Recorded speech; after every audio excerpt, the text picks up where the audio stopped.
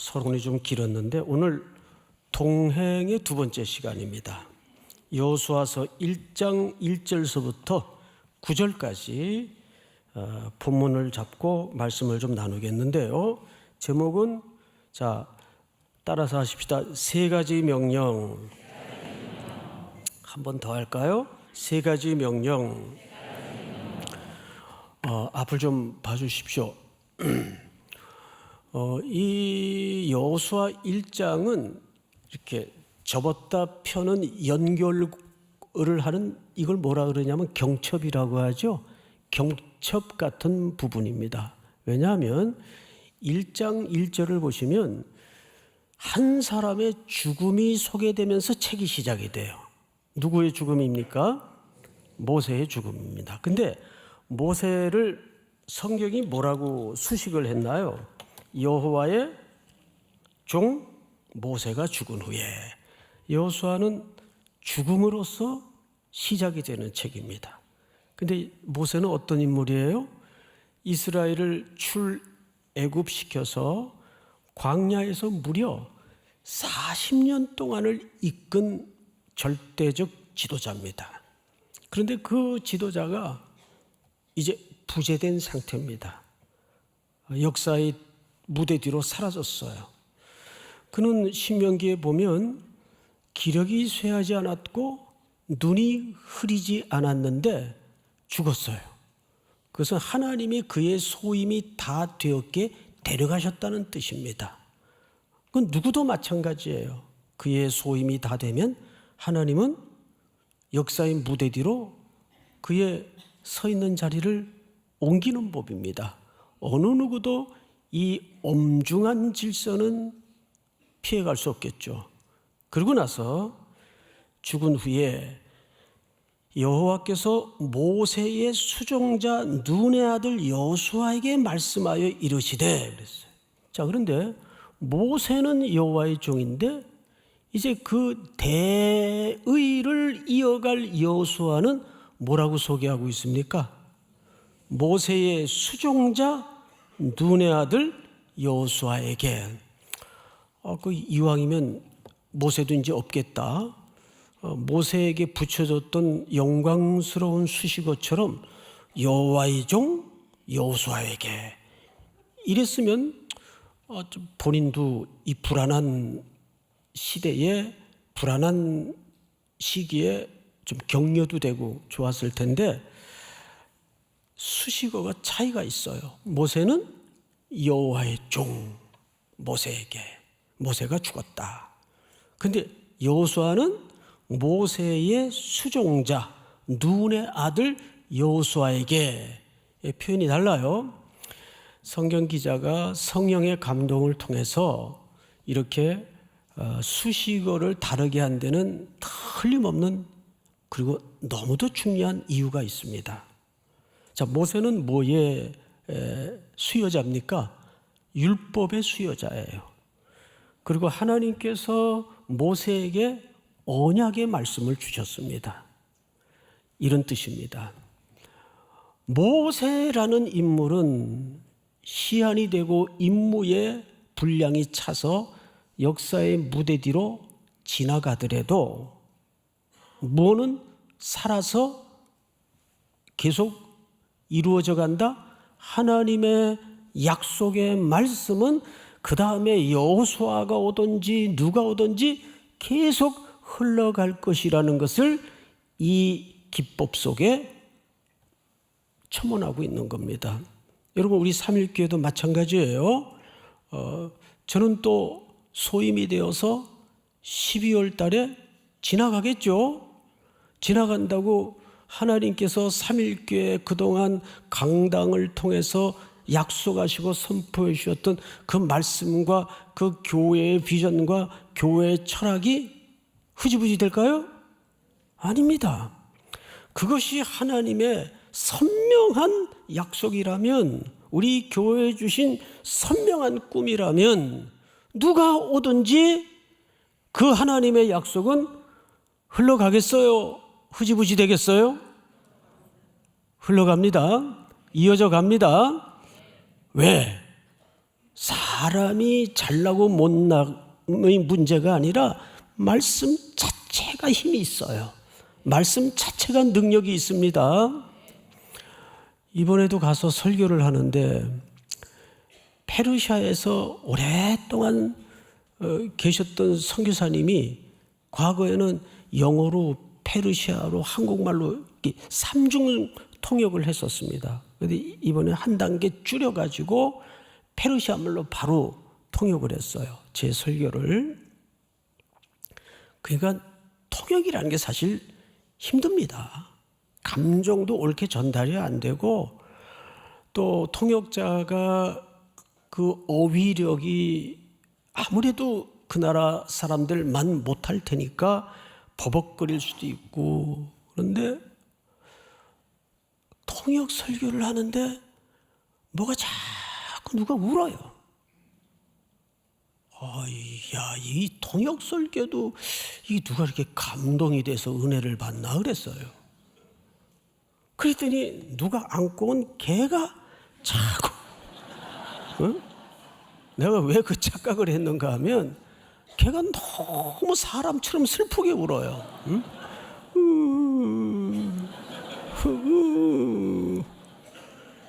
나는 깜짝 놀랐어요. 근데 저는 분명히 믿습니다. 걔도 은혜를 받나 보다. 은혜를.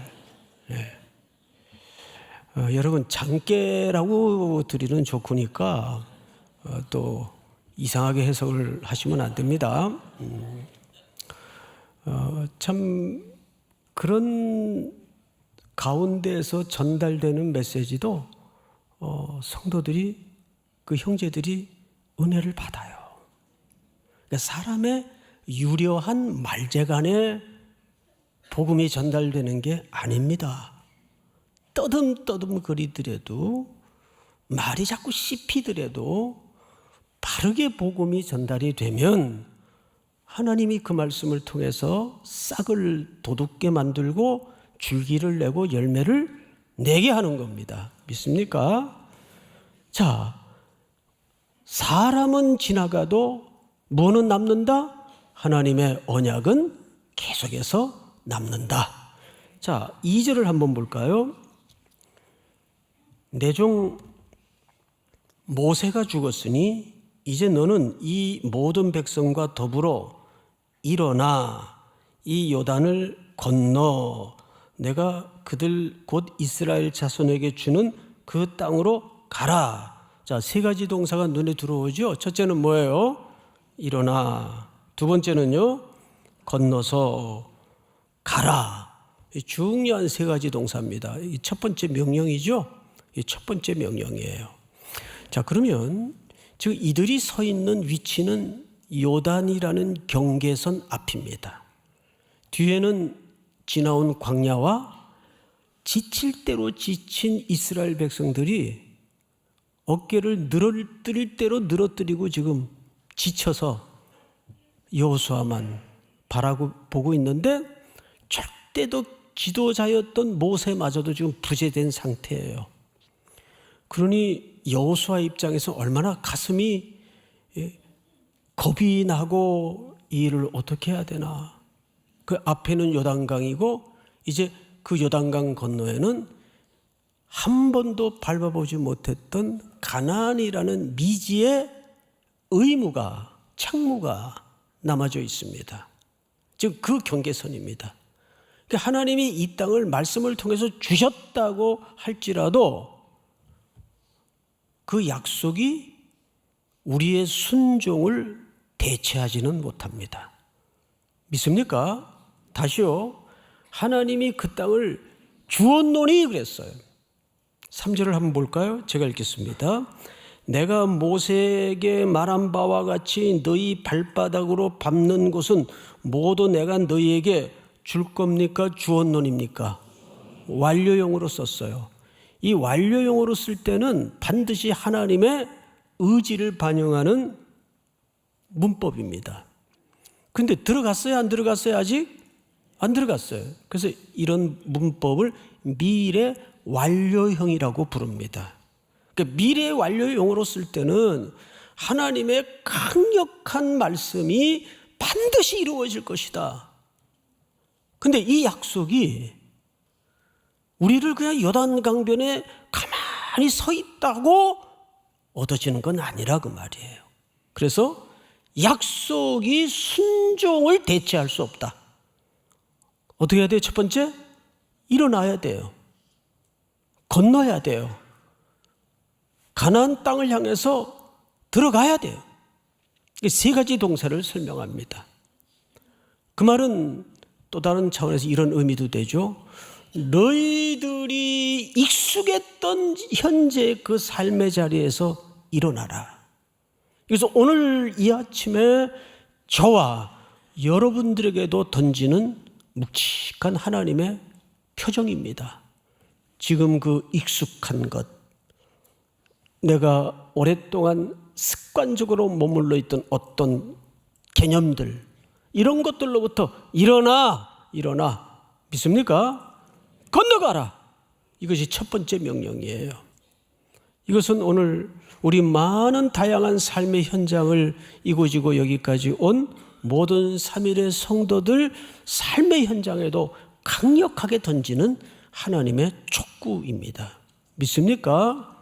말씀을 듣는 가운데 성령께서 이 말씀을 통해 과연 내가 지금 일어나서 건너가야 되는 삶의 현장은 뭘까? 그 예배 시간은 그런 하나님의 음성을 온 인격과 가슴으로 만나는 시간입니다. 주님 깨우쳐 주십시오. 그게 뭡니까? 그 하나님의 말씀이 오늘 내 삶의 자리에 어떤 부분을 강력하게 촉구하고 계십니까? 그 다음에 성경을 한번 보십시다. 두 번째 명령입니다. 6절을 한번 볼까요?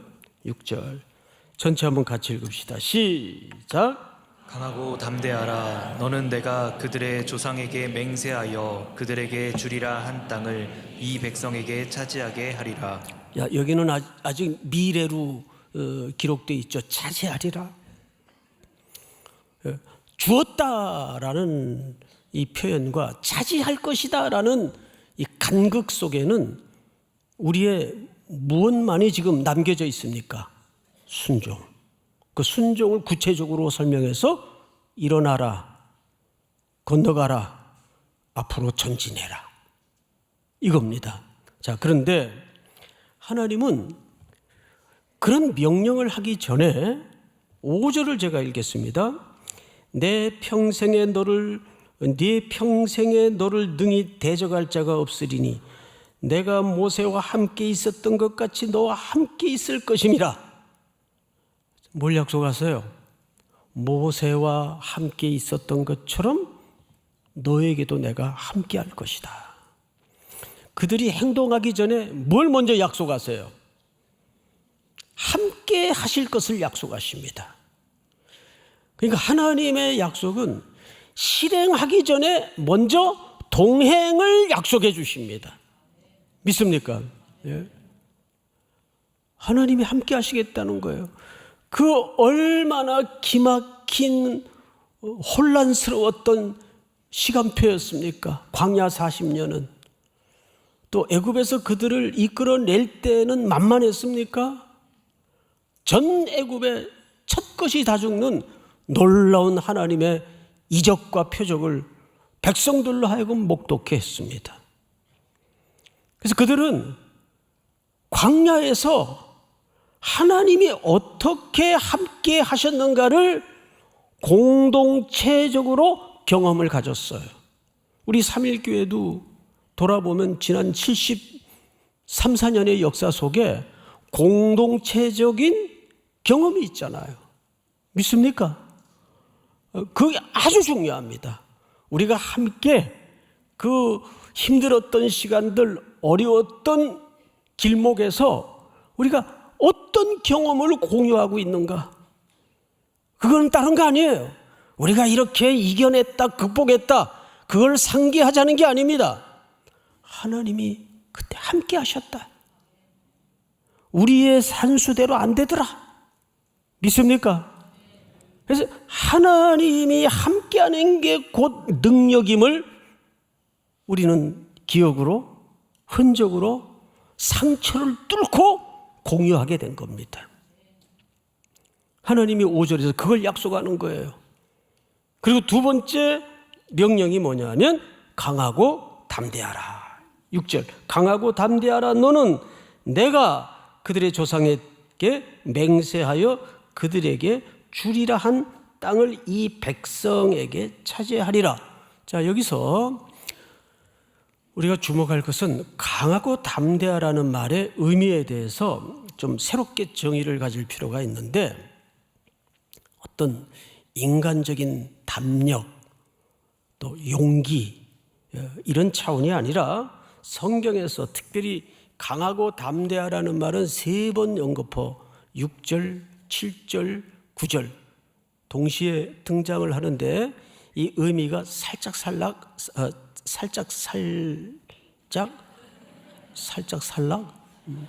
어디서도 쓰지 않는 표현이 등장을 했는데 달라요. 우선 6절의 이 강하고 담대하라는 현실적인 상황을 생각하라 그 말이에요. 뒤에는 지친 백성들이 있어요. 그럼 그 백성들이 다 순한 양 같습니까? 우리 알잖아요. 광야에서 이들이 시시때때로 어떤 행태를 지도자에게 드러냈는가를 너무 잘 알잖아요. 환경이 조금 빠끔해질 때는 노래도 하고 북도 치고 찬양도 했어요. 그런데 뭔가 좀 수틀릴 때는 그냥 맹수처럼 반기를 들고 소리를 지르고 난리가 아니었죠. 그걸 40년 겪었어요. 그런데 두 번째 현실이 뭐냐 하면, 앞에는 그들이 처음으로 마주해야 될 현실이 강력한 여리고성입니다. 그리고 이미 가나안 안에는 철기 문명을 일찍부터 경험한 강력한 병기를 가진 잘 훈련된 대표적인 7 족속이 오랫동안 문화를 형성해 살고 있는 땅입니다. 진공 상태로 이스라엘 백성들 들이민 게 아니에요. 게다가 제일 어려운 점이 뭘까요? 그것도 이 감당이 될까 말까한 어려움인데, 두 번째 어려운 게 뭘까요? 땅을 분배하는 일입니다. 땅 분배 과정에서도 옥신각신이 있었어요, 없었어요? 있었어요. 마음에 안 드니까 또 딴 데로 돌아다니면서 자기 마음대로 땅을 또 팔고, 우리 그냥 여기서 살게, 말들을 안 들었어요. 이게 지금 앞에 있다고요. 이런 일들이. 그러면 어느 날 갑자기 자기 대선배의 죽음이라는 부재 앞에 덜커덕 이 대위 명령을 받고 어떤 마음이 들었을까요? 이 6절의 말씀은 현실적인 강하고 담대함입니다. 근데 이것을 우리가 7절에서 다시 해석을 해야 되는데, 7절 한번 같이 읽어볼까요? 시작. 오직 강하고 극히 담대하여 나의 종 모세가 내게 명령한 그 율법을 다 지켜 행하고 우로나 좌로나 치우치지 말라. 그리하면 어디로 가든지 형통하리니. 6절에 강하고 담대하라는 현실적인 실상을 이거 피할 수 없다. 피할 수 없잖아요. 우리도 살다 보면 피할 수 없는 현실이 늘 새롭게 다가옵니다. 그런데 7절에서는 어디에 초점을 두는가 하면, 오직 강하고 극히 담대하여 나의 종 모세가 네게 명령한 그 율법을 다 지켜 행하고. 여러분, 담대함이라는 것은, 강하다는 것은 어떤 난적 앞에서만 소용되는 태도가 아니에요. 진짜 어려운 싸움은 죽기를 각오하고 말씀을 지키는 싸움이 사실은 더 힘듭니다. 그렇죠? 그러니까 하나님의 말씀을 내가 순종하고 내 모든 의지나 견해를 내려놓고 지키는데도 담력이 필요하다고요. 용기가 필요하다고요. 순종이 필요하다고요. 그 싸움이 어쩌면 더 어려운 싸움일 수가 있습니다. 6절에 강하고 담대하다는 피할 수 없는 현실을 나열한 거예요. 그러나 그것을 성취하고 하나님의 계획과 뜻을 이루기 위해서는 진짜 싸움이 뭐냐 하면 내가 불이익을 각오하고 내가 목숨을 걸고 그의 의의 이름을 걸고 내가 이 말씀에 순종해야 되겠다. 믿습니까? 그 용기, 그 담대함이 진짜 어려운 싸움일 수가 있습니다. 우리 다 매일 순간순간마다 아주 리얼한 일터에서 겪잖아요. 사실은 얼마나 용기가 필요한 현장인지 늘 쑤시고 들어오지 않습니까?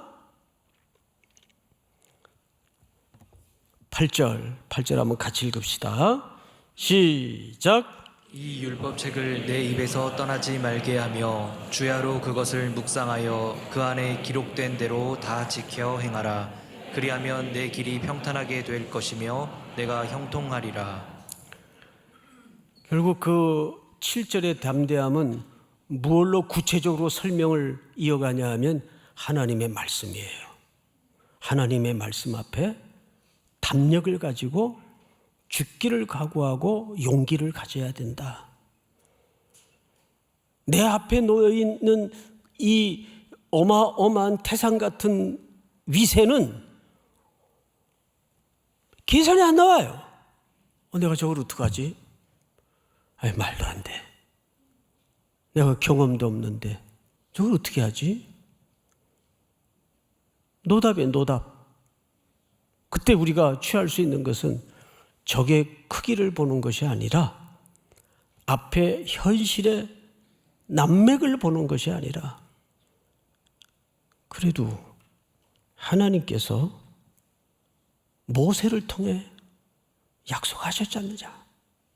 반드시 그 땅을 주시겠다고 약속했지 않느냐? 어느 쪽을 믿어야 돼요? 그게 용기가 필요하다고요. 머릿속으로는 계산이 안 되지만 눈으로 봐도 현실적으로 주판이 놓아지지 않지만 주판이라는 말 오랜만에 쓰네요. 옛날 사람이라 그래요. 제가 주판 2급입니다. 2급. 뭐 할 건 없어요. 그때 그냥 과정 거치면 다 주는 거예요. 그때. 그러나 우리는 현실과 하나님의 약속의 말씀을 언제나 놓고 그 사이에서 머뭇거리는 내 모습을 볼 때가 얼마나 많습니까? 자, 여기 8절에서 이 율법책을 어디서 떠나지 말게 해요? 내 입에서. 시편 1편에 보면 복 있는 사람은 여호와의 말씀을 주야로 뭐 한다 그랬어요? 묵상, 하가라는 히브리 말을 써요. 근데 그 말은 입으로 계속 읊조리는 태도를 얘기합니다. 중얼중얼 읊조리는 태도를 얘기해요. 그 읊조림이 우리 마음으로 들어와서 행동으로까지 가야 됩니다. 내 입에서 떠나지 말게 하며, 이 말은 성경을 밥 먹듯이, 여러분 식사 안 하면 뭐 말씀도 다이어트 합니까? 예? 뭐 16시간 금식 그런 거 하지 말고 3끼 꼬박꼬박 드세요. 한국 사람은 밥심으로 살아요. 또 진짜 밥인 줄 알고 그렇게 생각하시면 안 되고 말씀의 힘으로 사는 거예요. 믿습니까? 결국은 사람의 견해가 이기지 못합니다. 하나님의 말씀이 꽉 찬 사람이 형통하게 돼 있습니다. 그걸 약속하지 않습니까? 8절에 뭐라 그래요? 그리하면 네 길이 평탄하게 될 것이요. 이 평탄하다라는 말이 찰라흐라는 히브리 말을 쓰는데 하나님이 의도하신 목적지로 내가 가게 될 것이다 그 말이에요. 평탄하게 된다는 말은. 그리고 형통하리라. 형통하리라. 할렐루야. 마지막 구절 다 같이 한번 읽어볼까요? 시작. 내가 내게 명령한 것이 아니냐. 강하고 담대하라. 두려워하지 말며 놀라지 말라. 내가 어디로 가든지 내 하나님 여호와가 너와 함께 하느니라 하시니라. 여호수아서 1장 9절은 그럼에도 불구하고 계속 강하고 담대하라를 강조하는 이유, 내가 너와 함께 할 것이라를 계속해서 이 마지막 구절까지 강조하는 이유가 뭘까요? 여러분, 하나님은 우리의 불안한 요소들을 없애주거나 제거시켜주지 않는다 얘기예요. 사망의 음침한 골짜기로 계속 달릴 거예요.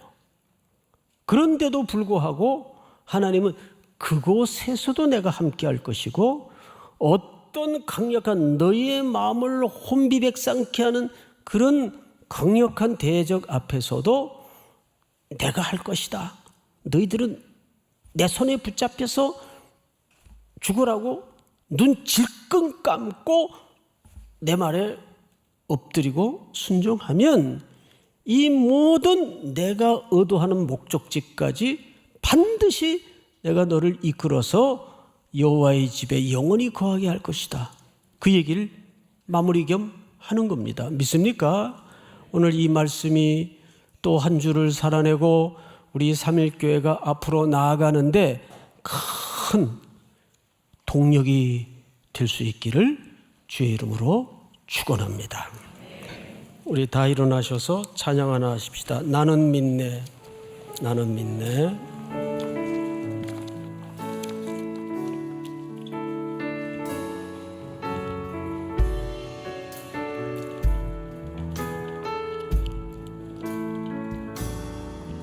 내게 허락하신 시련을 통해 나의 믿음 더욱 강하게 자라나고 험한 삶과 골짜기 지나는 동안 주께 더 가까이 나를 이끄시네. 내가 겪는 시험이 어렵고 힘겨워도 내 주님보다 크지 않네.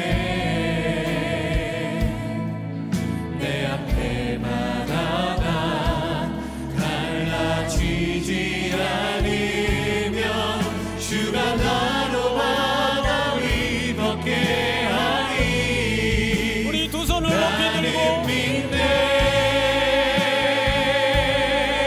주의 능력으로 내 삶 새롭게 되리. 나는 믿네. 주의 능력으로 담대히 나가리라. 주와 함께 싸워 승리하리라. 날마다 믿음으로 나 살아가리. 우리 후렴만 다시 한번. 나는 믿네. 주의 능력으로 내 삶 새롭게 되리. 나는 믿네. 주의 능력으로 담대히 나가리라. 주와 함께 싸워